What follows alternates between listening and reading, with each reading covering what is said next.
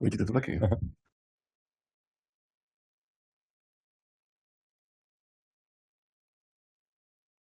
So hello everyone. I guess we are live.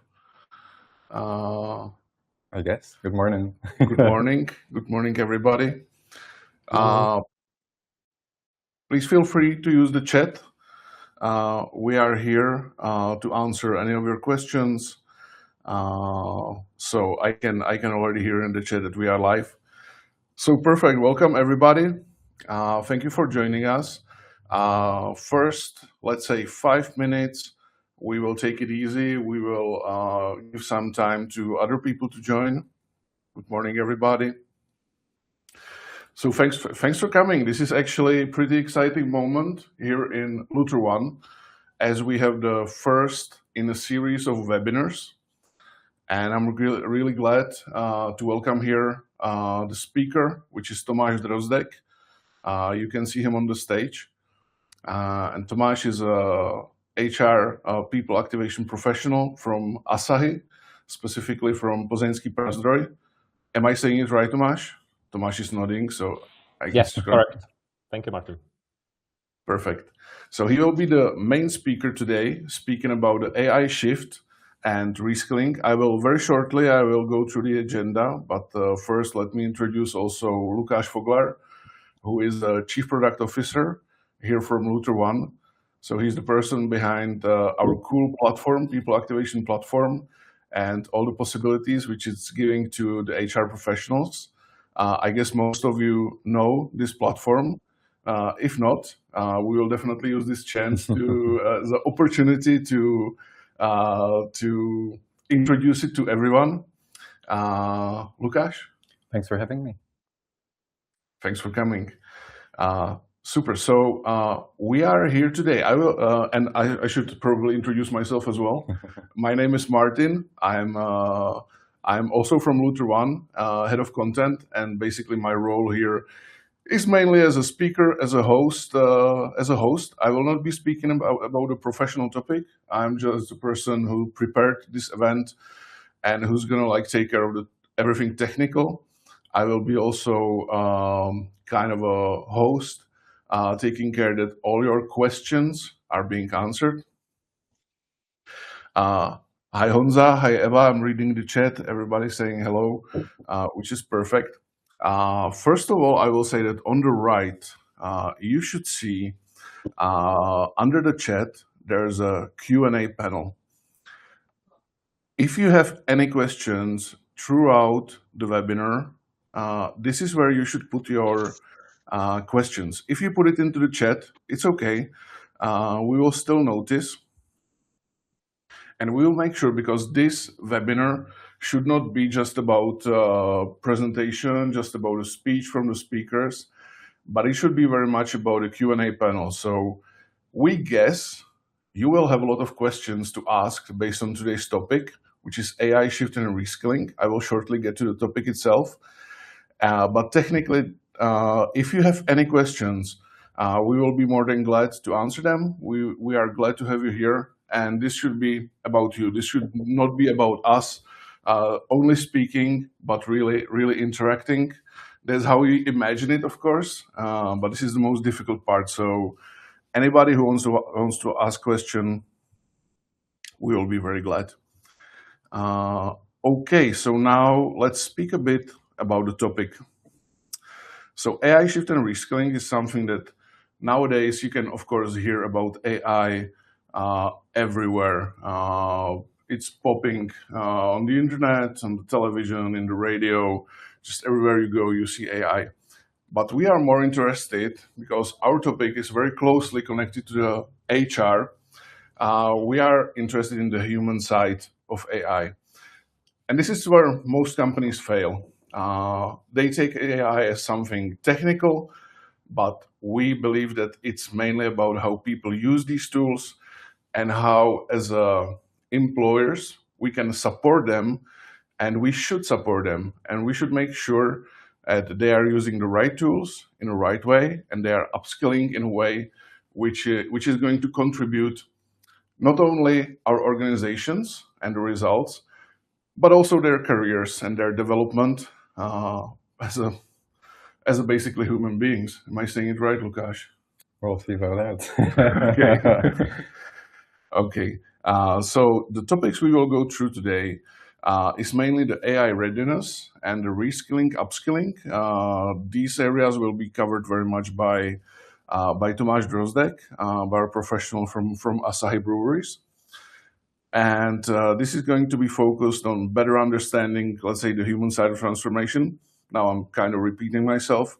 And we will speak about the mindset, about the workplace environment, about the technology as well, and also about adopting the change. So I think, guys, if you want to add something on the beginning before we start, this is the moment. Let's dive in. Let's dive in. Okay. So I have some cool options here. So now I will remove myself from the stage and we will give word to Tomáš. And I guess we can start. Okay, great. Thank you, Martin. Thank you, Lukáš, for the beginning, for the introduction.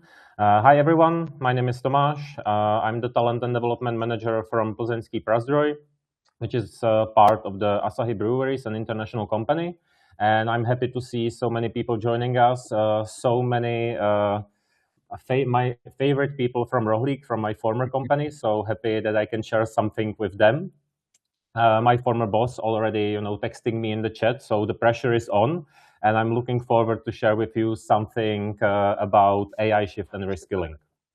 Let me start with sharing my presentation, and I'd be happy if you can just write in the chat that you can see what I'm sharing.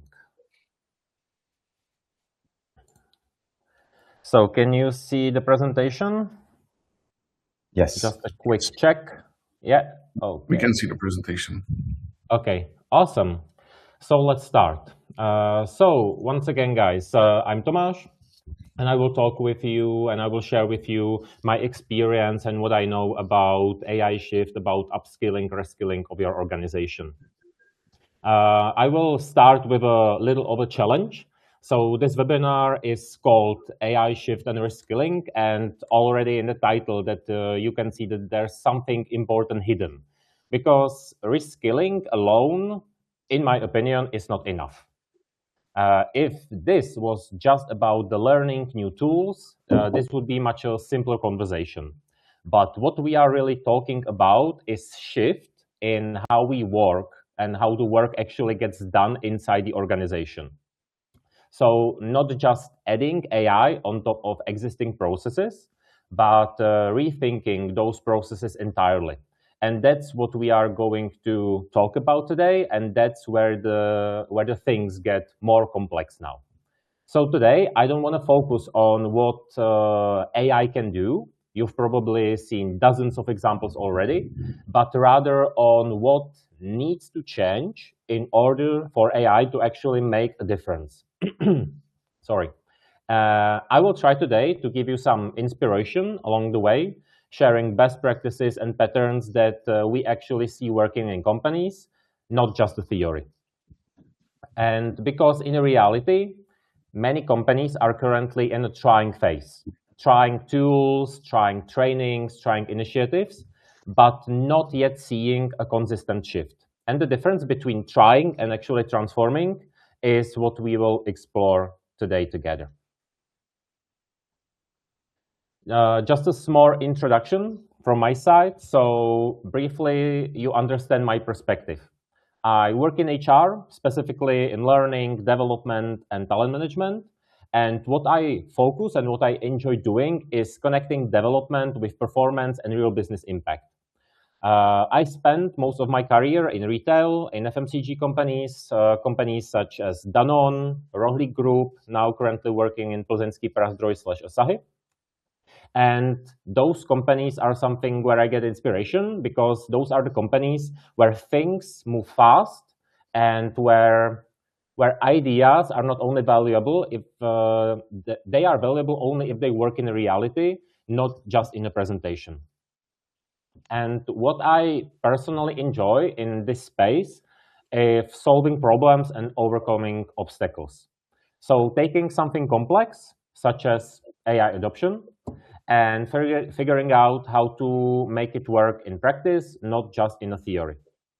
And that usually means working through, resistance, unclear processes, lack of direction, which is exactly what many companies are facing here today. Probably most of you are facing here today.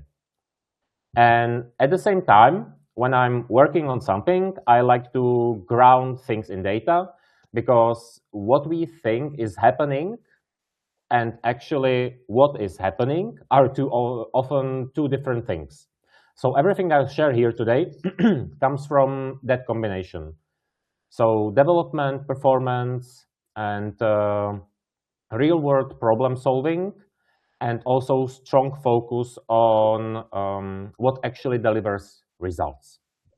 And as I said, I like data, so I will kick off my presentation with some data. So in the latest survey from Gallagher in 2026 called AI Adoption and Risk Survey, we can see that what's happening today. The pictures are presenting us that the picture is actually quite positive at the first glance, that most companies are already investing significantly into AI. So they are training employees, hiring people into AI-related roles, building internal awareness, communicating strategies. There is a momentum, there is attention, and there is definitely funding. And at the same time, a large number of companies still don't have clearly defined internal frameworks or boundaries for how AI should be used, which create for us, HR experts, decision makers, an interesting environment. On one hand, structured investment, and on the other hand, a certain level of freedom and experimentation, which allows us and also our people option to explore, but it also creates some inconsistency. And I assume most of us that joined this webinar today, you are somewhere in that space. So you've already tried something. You maybe run trainings, you introduce some tools, you launch communication campaigns, maybe you even define some use cases. But what I assume that despite all of that, all of your effort, the change you expected is not fully there, is not visible yet. And that's exactly what we are going to talk about today, that the complexity of AI, of the AI shift, is actually what needs to happen to become it real. Because effort, funding is already there, but the question that I'm asking is, where is the impact, and why the impact is there not yet? And I will, connect the previous slide with that. What I can sense from the market and from the conversations and examples that I'm hearing from my HR colleagues is that in reality, we are still not seeing the true impact. So even with all the effort, the impact is still missing, even though AI is present everywhere. It's present in the organization, people are aware of it, many have access to tools, some of them are even actively trying, using them.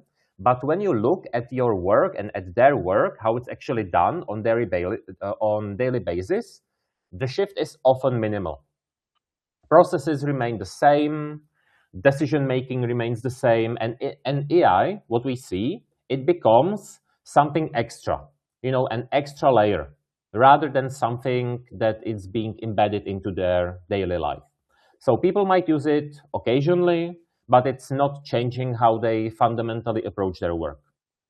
And what it creates is the false sense of progress, because activity is visible, but impact is not.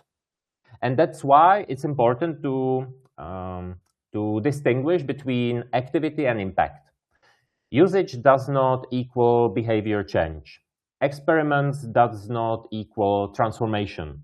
And AI by itself does not automatically create new ways of working. The missing piece is not the effort, but it's alignment. And that's, the key topic of what I want to bring here today is so-called 3 pillars. 3 pillars of AI shift. So out of the last slide, let's take a question. The question becomes, what actually needs to align? Because the missing piece is not effort, it's alignment. So what needs to align? And this is where we need to accept that this is not a simple topic. So I won't give you the solution today. I'm sorry if you expected that. I'm sorry, I won't give you a solution. This is not a simple topic. And AI adoption is not a one initiative, it's a system change. And from what we see, it only works where 3 areas move together. It's skills, culture, and technology. And those areas, those pillars, are not independent. They are deeply, deeply interconnected. And often the issue is not that companies ignore one pillar completely, but that they develop them unevenly. One moves faster, another lags behind, and the system never truly clicks together. So if people have access to tools, but they don't know how to use them meaningfully, nothing changes. If they have skills, but they don't feel safe to apply them, nothing changes. And if both are there and there are tools that are not embedded into their daily workflows, again, nothing changes.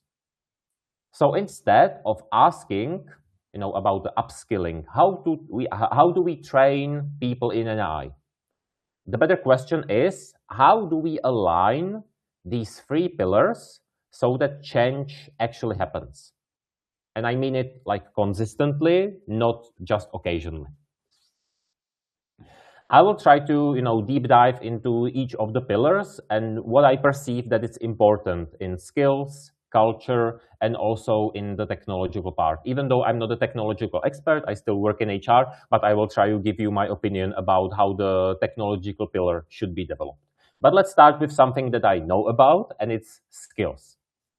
So let's start with skills, and that's probably also area where most of the companies focus first, but often in a very narrow way. We tend to teach tools, how to use AI, how to write prompts, how to navigate different platforms. But as the slide says, knowing AI tools is easy, but using them to change work is the real skill. And it's about applying AI to real tasks, not theoretical exercises. For example, not write a prompt, but how do I reduce time on reporting? Or how do I prepare for a client meeting differently? It's about practical use cases that connect directly to your work. And it's also about the workflow design. Not just doing the same work faster.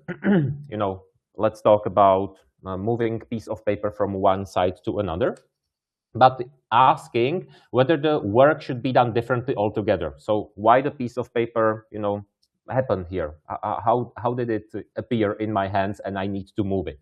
So workflow redesign, it's about problem framing. Defining the right task, because if you ask the wrong question, the tool won't help you. And it's about critical evaluation, not trusting outputs blindly, but being able to challenge them. And this is often where we see the biggest gap in terms of the upskilling. People know the tools, but they don't know how to integrate them into their actual work. So when we talk about skills, we're not talking about technical knowledge. We are talking about a shift in thinking and decision making. And this is also where I would add one practical takeaway. Please continue with trainings. They are absolutely a valuable investment, and you need them to build this pillar. But try to look at it from a wider perspective. Don't train tools, train how people think about their work. Because the real shift doesn't happen when people know AI. It happens when they start using it to change what they do every day.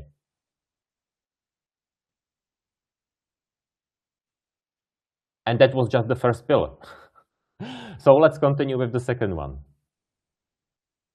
Culture. The second pillar is culture, and this is where things often get underestimated. Because even if people have skills, they won't use them if the environment doesn't support it.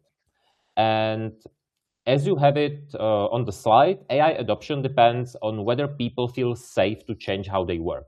So, let's step back to the upskilling or skills part. We teach them how to change their daily work, but if they don't feel supported, they won't change it. So those two pillars definitely need to work together. And let's hop back on the culture slide. Do people have permission to experiment, or do they feel that mistakes will be judged? For example, if someone uses AI and makes an error, is that seen as a learning or as a failure? That makes a huge difference. Also, do leaders in your company actually use AI openly, or is it something that they only talk about? Because employees, and I'm sorry to say it, they often don't follow strategy. They follow the behavior of the people on the top level. So do we redefine what good work looks like?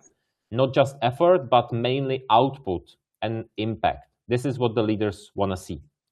And another question that I'm asking is, do people share what works and learn from each other? This is also very important in terms of creating the culture of AI shift. And as you've heard from me, from many other experts throughout LinkedIn and the other platforms, in many companies, AI is already being used, but quietly, without visibility, because people are not sure how the change and how their activities will be perceived. And in that environment, adoption will always be limited. And what is our role as an HR experts, as a decision makers, once again, in all of it? Culture is probably the widest and most complex of all the HR and company topics, and we won't change it through one initiative. So my tip, instead of trying to change everything in terms of the culture and everything what I've shared with you today, try to start from the top. Find practical sponsors, leaders who are willing to use AI, who are willing to talk about it and show it in action. Because real change doesn't start with the strategy or policies. It starts with the visible behavior of the decision makers and of the top level of your company. This is the second pillar. Let's hop on the third one. And this is the technological pillar. We have technology, which seems, quite straightforward. But often, at least not from the technical perspective, it might be misunderstood. Because providing access to AI tools is important, but as the slide highlights, access to AI tools doesn't mean people will use them. People need low friction access. It needs to be easy to start. For example, if accessing AI requires multiple logins, switching systems, people simply won't bother if you won't force them. Please don't do. And the tools need to be embedded into their daily workflow, not something that they have to switch to. So there needs to be a clear guideline so people know what is allowed and what is not. And there needs to be also a clarity on which tools to use, because in many organizations, there are simply too many options and no clear directions. So technology is not only about availability, but also about usability. If AI is, one extra step, another layer of work, or if there is like a one unclear choice what people should do, they simply won't adopt it. And if I translate it once again into something practical to take away out of this slide, look at the tools from the user perspective. Is it easy to access? Is it a part of daily workflow? Do people know how to use it and when? Because if people need to think about how to use AI tools, they simply won't. So the goal in here for us is to not provide more tools, but to make them using effortless. And if we take all the three pillars, I will try to give you some things that I perceive that it's good to do and that they are not good to do. And we will start with the slide, which will be slightly negative, and it's called where it breaks. So when we combine, once again, all these three pillars together, we start to see things that break in practice. For example, training without application. So this often means people attend a session, they learn something new, but then they return to a workflow that doesn't support using it. So no time, no expectations, no follow-up, and naturally, they revert back. So like it never happened. Then we can see that AI as a side project, that some, let's call it an innovation or project team, they build something really interesting, but it never connects to the core business, so it stays isolated. So always try to interconnect it with your day-to-day life. The third point is my favorite one, and it's no clear ownership, because everyone is responsible, but in reality, no one is accountable. So initiatives lose momentum over time. And the fourth example is about invisible usage, and I've already talked about it. People are experimenting individually without sharing or tracking. So the organization doesn't learn. And when the organization doesn't learn, you cannot scale it. So try to, put those 4 examples where it breaks on the side, try to avoid them, and have a look on the positive side of it. What actually works? So on the other hand, where we look at what works, the pattern might be a bit different. Companies that move forward don't just focus on tasks, they focus on decisions. So for example, using AI to improve prioritization, planning, evaluation, and not just execution of the tasks. So when we talk about the upskilling, when we skip back to the slide of the upskilling or skills in general, we are not focusing only on execution to move the piece of paper automatically from one side to another, but try to use it to improve the prioritization, planning, or evaluation, and not just these simple executive tasks. What also works is to redesign the roles, asking the question not how do we improve this task, but what should this role look like in an AI-enabled environment. The third one is about making success visible. So sharing real examples, not just abstract ideas, but really practical things that people can relate to and get an inspiration from. And the fourth one is about iteration based on data. So observing and monitoring what actually works, adjusting and scaling. Not one big transformation, because that's not truly work, but the continuous evolution. So the shift here is from isolated experimentation from a structured, learning-driven approach. And what I want to challenge you with also today is that, let's say that you want to do the challenge, you want to change your environment, you want to jump on either of those pillars and make a change. But before that, I want to share with you something that I observed, is that you cannot fix or you cannot improve what you don't see. So this slide leads us to what I believe is a core challenge. And actually, the first task you need to solve before taking any step in any of those pillars is that AI readiness in either of those pillars is often assumed, not measured, only assumed, and that creates a distorted picture. So companies, leadership of your companies, HR of the companies, they believe that they know where they stand. But that view is often based on perception rather than real data. Some teams might be advanced, others are not. And without visibility, everything gets averaged into single assumption that everyone is on the same level, everyone is using the same tools, but usually it's not like that. And what that leads to is misaligned decisions, investing into wrong areas, missing the real blockers.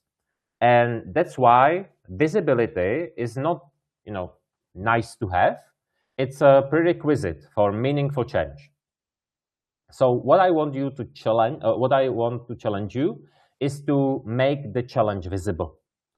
You know, the question becomes how to make the change visible in a meaningful way. And again, it helps to go back to those 3 pillars. In skills, we need to understand and what we need to measure, what we need to observe. We need to understand how people actually use AI, not what they say, but what they actually do. In culture, we need to see whether people feel safe to experiment or whether leaders support that behavior. In technological pillar, we need to identify where friction exists in workflows and whether tools are truly usable. And once you have that visibility, sorry, my computer just, once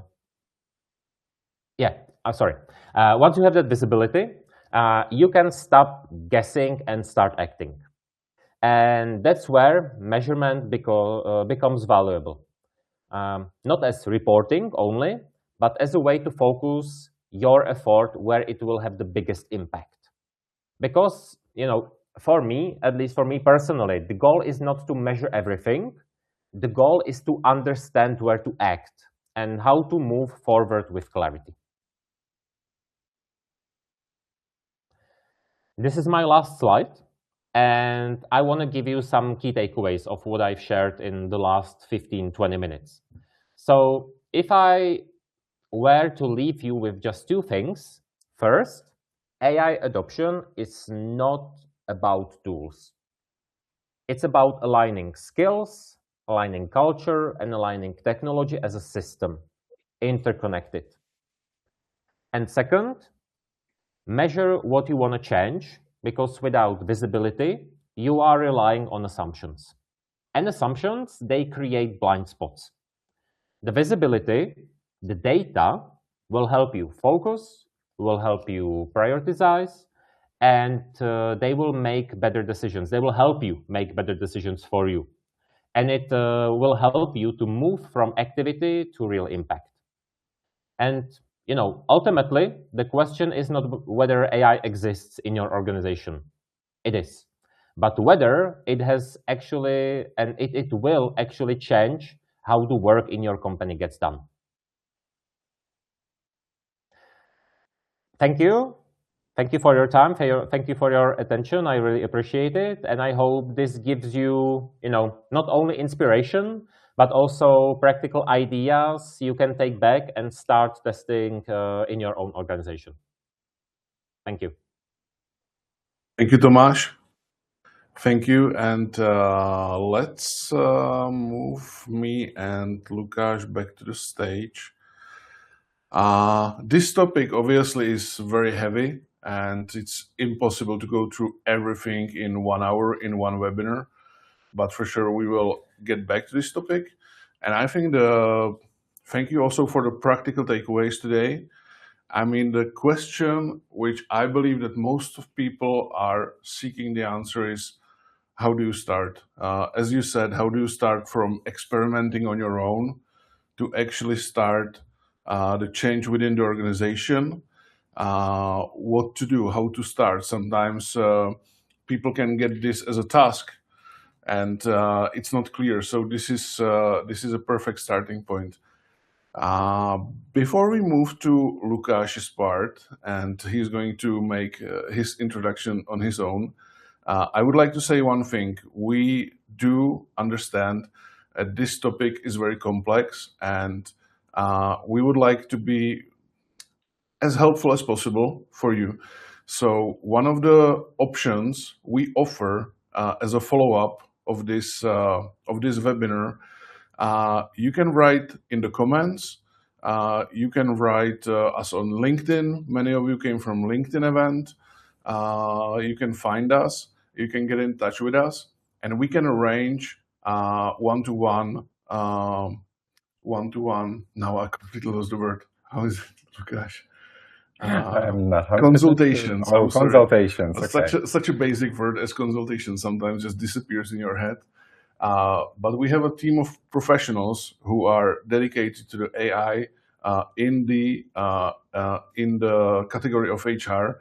And if you have some specific questions to ask about your organization, about the problems you are facing, about something you need to ask a professional, feel free to reach out and we will arrange a one-to-one consultation, and we will do our best to help you not only with this theory, but to also focus on what exactly is the topics you are having.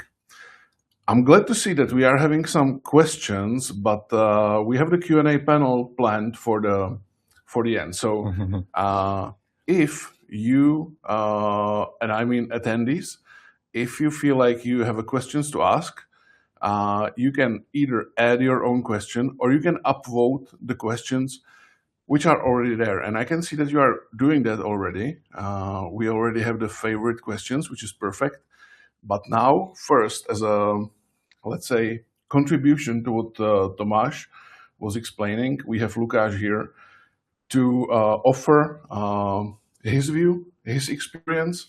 So now the word goes to Lukáš and his part, and I guess he also wants to share a presentation with you. Absolutely. So first of all, I'd like to thank Tomáš for an amazing and very insightful presentation. And I want to say that the content of my slides will be very much complementary, which is absolutely amazing.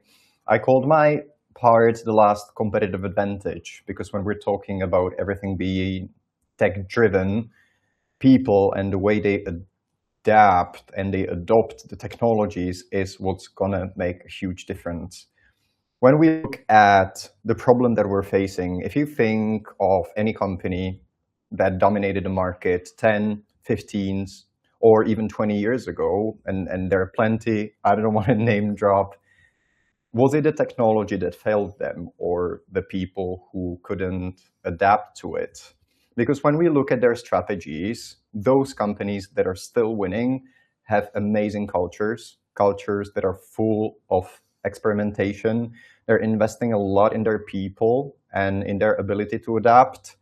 They made tools accessible and safe to try, and they also look at the ways to measure human capability, not just the tech readiness. And that is also one of the questions that was asked, and we're definitely going to come back to that. And when we look at any type of transformation that any organization has been through, people were the common denominator of success or failure. And the thing is that we see a lot of leaders saying that their organizations are not ready to adopt AI in their day-to-day work, but still, this is transformation that we're investing huge amounts of money. So if we look at some research, up to $7 trillion, I cannot even imagine that amount of money will be needed just to sustain AI-related data center demand. And what is very interesting to see is that there is an estimate of 5% that is going towards people readiness, skills, and culture today. So there is this huge gap between how much we invest in technology and how much we invest in people. And it feels like those companies that have failed have done something that didn't necessarily work well, and now we're doing it again, but on a much larger scale. Because we're not necessarily talking about one technological project, but something that is rather existential for many organizations.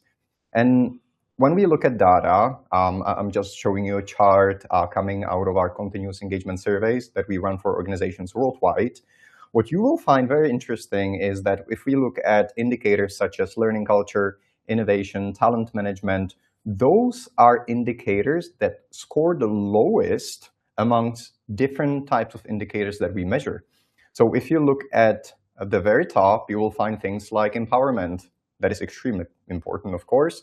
Fairness, integrity, and transparency. And these are not necessarily your business makers. These don't necessarily generate your revenues. They're prerequisites.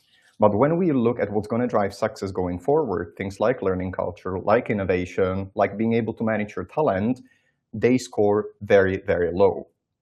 And for the first time in human history, tech is not the differentiator. you can buy it. It's a commodity. The best models, the best technology, best cloud services, everything is accessible. And now it's accessible to every single one of us. I'm no tech expert myself, but right now I get access to the best technology there is. Technology that was once available only to experts, technology specialists, is now transformed into something that is consumer grade, something that we can interact with simple text. So the tool itself is no longer an obstacle, and our grandma can start using it today because it's just a simple conversation. So the only edge that is left is, at the end of the day, human. Because if everybody has the same tools, the people that will find ways to use these tools to make a difference will be what's going to make the biggest difference. And very often I hear that today AI may not be perfect, but in 3 months, 6 months, 9 months, it will be significantly better than today.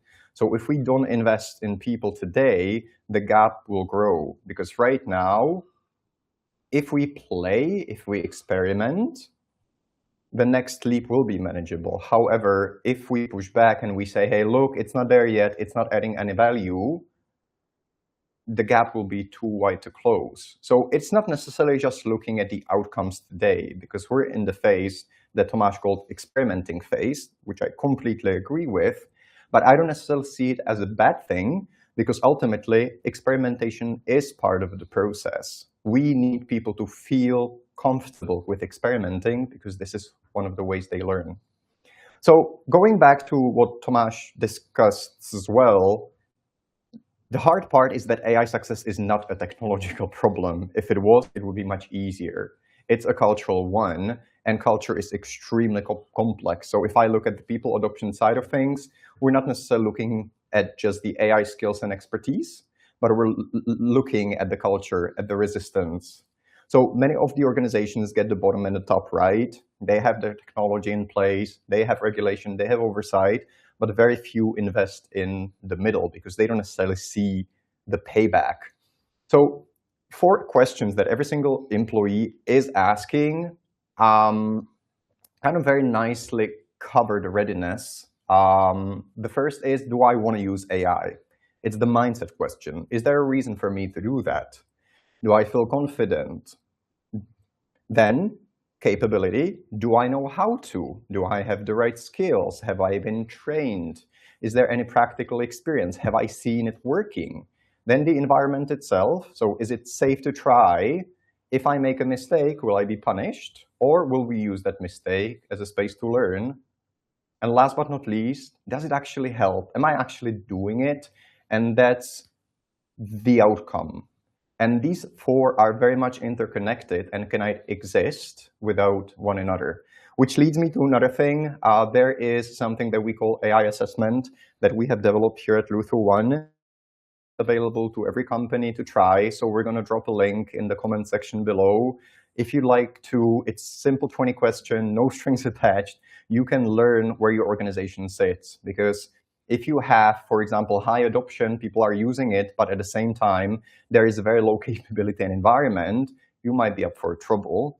Whilst you can overtrain, you can have people knowing everything about AI, and if the environment is not there, they're not going to do it anyways. So it is very important to balance all of these 4 components. So as mentioned, we're going to drop the link below in the comment section so that you can test your organizations. So what good looks like here, we're looking at 4 core shifts from awareness to action. Something that Tomáš talked about quite a bit as well, from experimentation to adoption, from activity to value, and last but not least, from speed to responsibility. No need to spend a lot of time in here. It is just like when we look at, okay, so what good looks like, where do we take this from the phase where we're now, the experimentation phase? We should be looking at 4 different angles, just like on the previous slide. Skills are a huge topic when we talk to our clients, because that is something that feels like we all need to do. because of course people need to learn to use the right tools. However, the tools are changing quite a bit. So very often we come across organizations that look at it from the perspective of self-assessed skills. So people tell you, hey, look, I have this skill. So the question is how much you can trust that. Or there can be a confirmation by someone, and that in Kruger effect works here really well. We don't know what we don't know, of course. Assessing ourselves for something we don't even know we should be having, it's quite tricky. At the same time, many organizations are employing something that they would call peer review. But again, you cannot evaluate a skill you don't possess yourself. So AI skill peer ratings are very often noise. And at the same time, when we look at the skill maps, all of the tools, all of the skills are changing constantly. 2 years ago, if I told you would be using Claude, you wouldn't even know what it is. However, now it's the tool that plenty of people are using.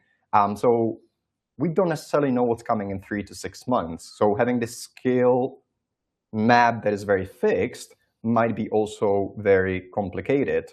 So that makes the whole skill mapping exercise extremely complicated to scale and a big exercise to run across the organization.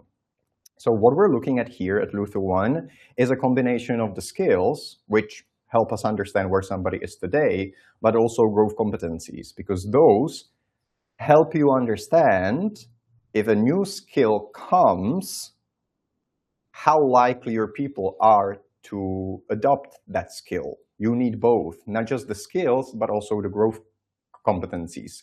So are people able to learn or even unlearn? Are they able to apply what they've learned in the day-to-day? Are they open to change? Do they have critical thinking? And all of these are observable, and they're also timeless. So when we are talking about peer assessments or peer reviews, this is something that we can actually employ, because I work with my colleagues on an everyday basis, so I'm very easily able to tell whether they do or do not do something. So taking these and translating them into behaviors is a great way to look at it. We at LutherOne, we help organizations worldwide to manage their businesses continuously using data, and of course, AI is a huge topic these days.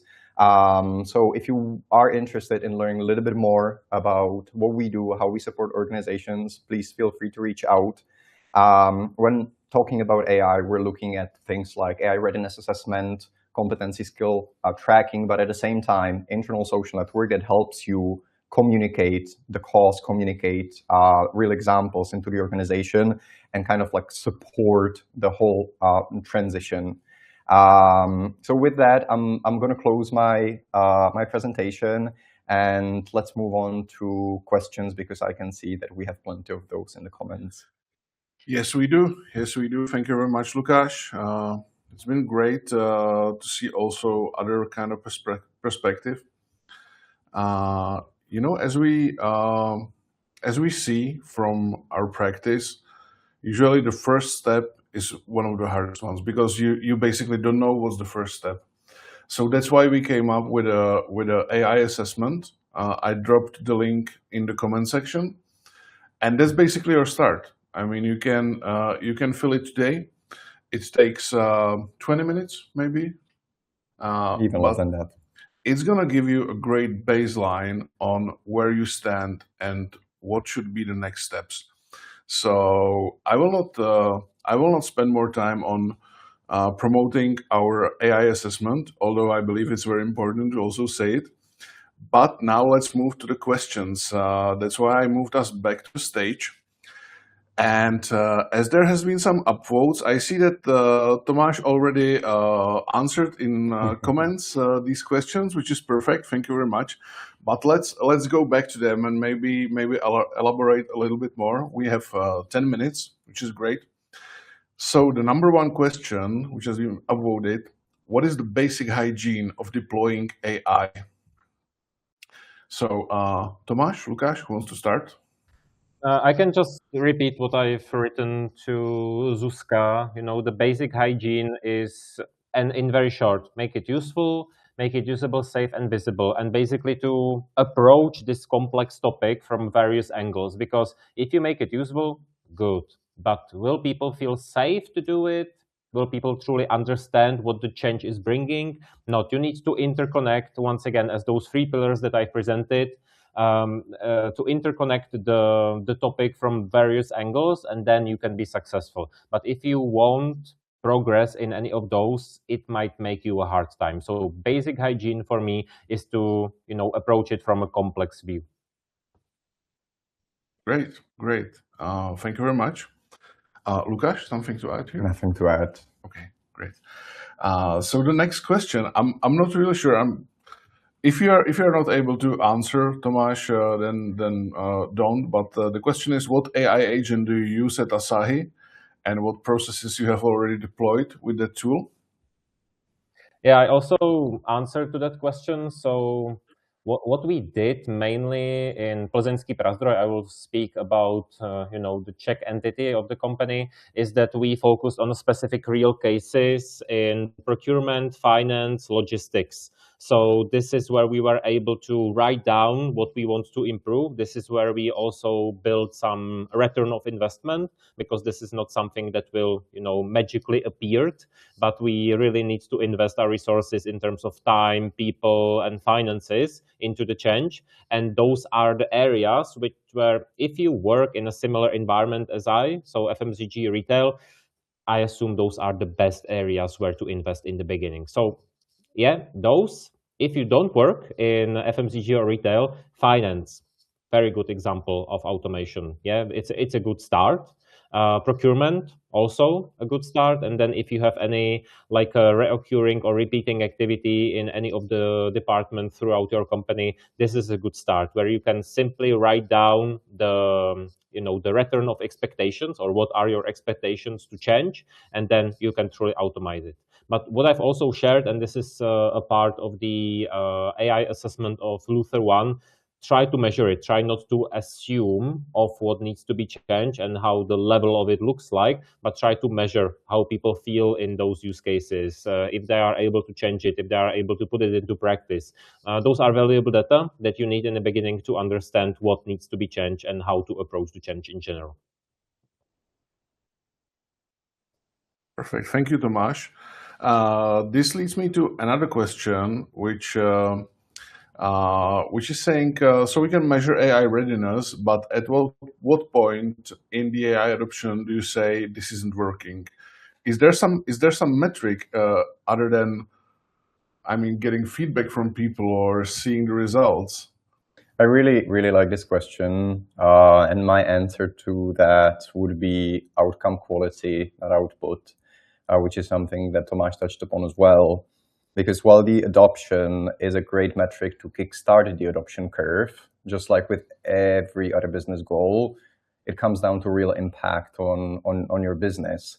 And one thing that people tend to forget is that what we see on LinkedIn every day is essentially marketing. Like, people are showcasing their best results, their most impressive use cases, with a little bit of storytelling layered on top of it. So it's a highlight reel, not necessarily a documentary of what's really happening. And the reality on the ground looks very different. Yes, there are many people building amazing agents right now, but there are just as many who haven't even opened ChatGPT once. And that reminds me of a conversation I had just a week ago with a person from corporate who said, hey, look, I didn't really have time to play with it. Literally, there is this one side of people who are building agents, and on the other side, we have people who haven't even touched the chat side of artificial intelligence. And the gap is real, and we cannot ignore it. So when we're talking about upskilling, we shouldn't necessarily go for one-size-fits-all approach. And I think that there is another layer that kind of goes back to the way we were educated. Plenty of people are scared to say that they don't know something. They are scared to say that they don't know how to use AI, because we praise people for using AI. So nobody wants to raise their hand. So if you don't admit a gap exists, then you're up for a real problem. So looking at data and measuring the progress across the organization, not necessarily from the perspective of just are people using it, but also the mindset and cultural shift is extremely important. Thank you, Lukáš. We have time for one more question, and although Tomáš answered it in the chat, I would like to ask him if we could just wrap it up also in live, because we are making a recording today, and the recording will be available to those who could not attend but signed up for the webinar. So I would like to ask, and the question is by Iva Svobodova. If you were to start with AI transformation almost from scratch, what are, let's say, 3 things you would start with, please?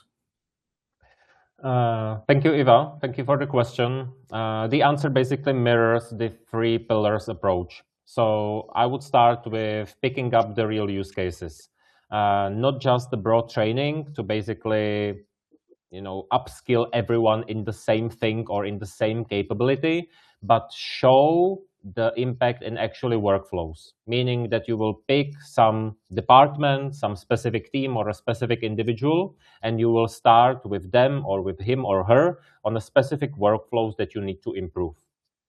Second one, I would get a visible leadership sponsorship, which means that you will take either a board member or some senior manager who is well perceived by the rest of the company. He or she has a visibility, impact, can influence others.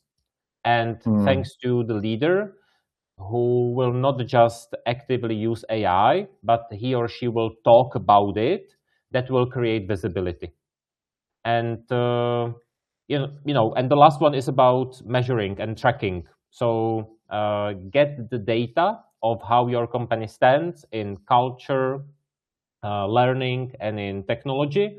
And out of it, you can take the one meaningful step in the beginning. Because as Lukáš said, the first step is always the most difficult one.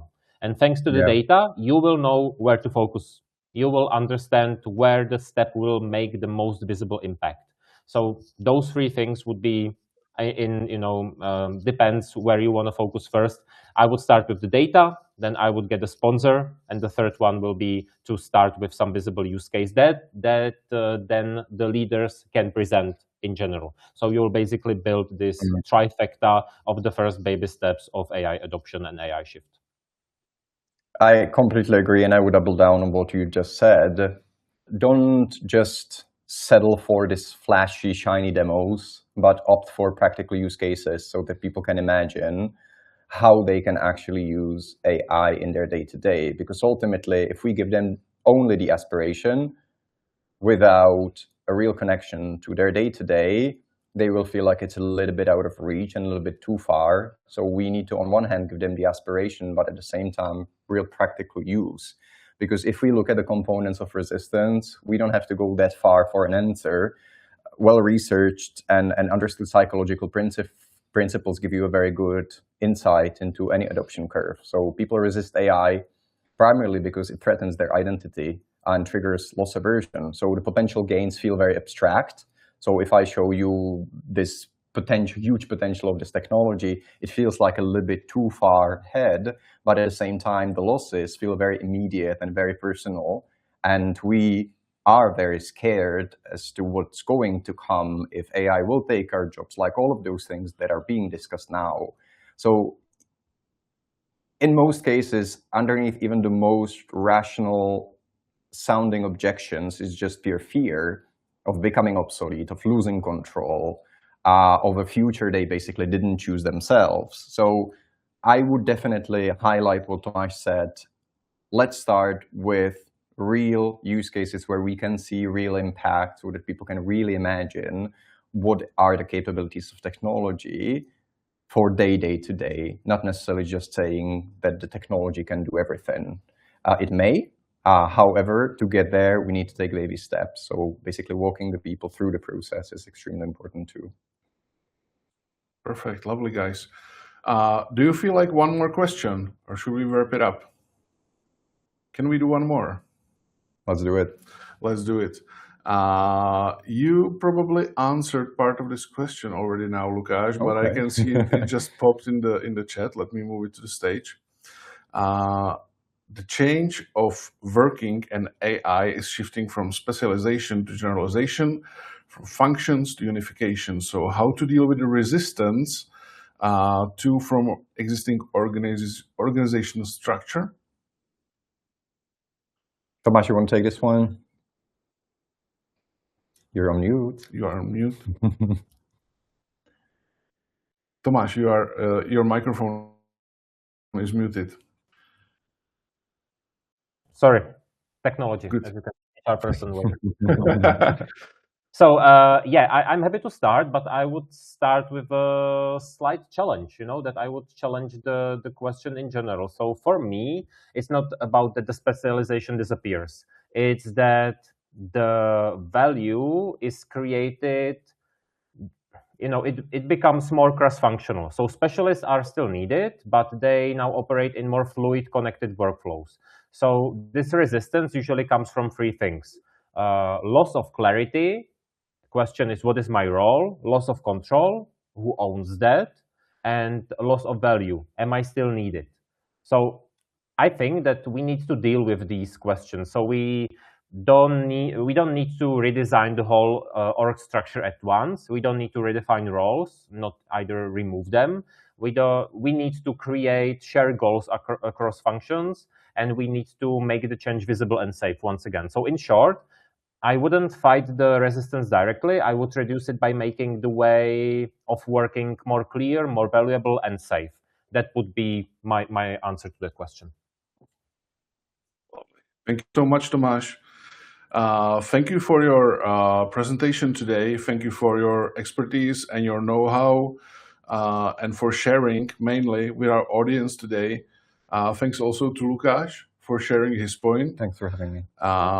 It was really, really great. And I hope also our attendees enjoyed and mainly have some good takeaways, maybe something they can start today or tomorrow with their jobs. I know we were planned till 11 and we run out of time, which is a shame. I would like to stay and talk more. But please, everybody, stay tuned to LutherOne channels, mainly our LinkedIn, as we will announce the next webinar soon. We have more HR professionals ready for you, and it's going to be great. And it's going to be a lot of know-how coming from us in your direction. So, and I also would like to say that I hope you guys don't mind that we will reach out for feedback on today. All right, that's it. Enough words from me. So thanks everyone. Again, thanks for attending. And it was lovely having you. Thank you, you. guys. Bye. See you. Goodbye, everybody.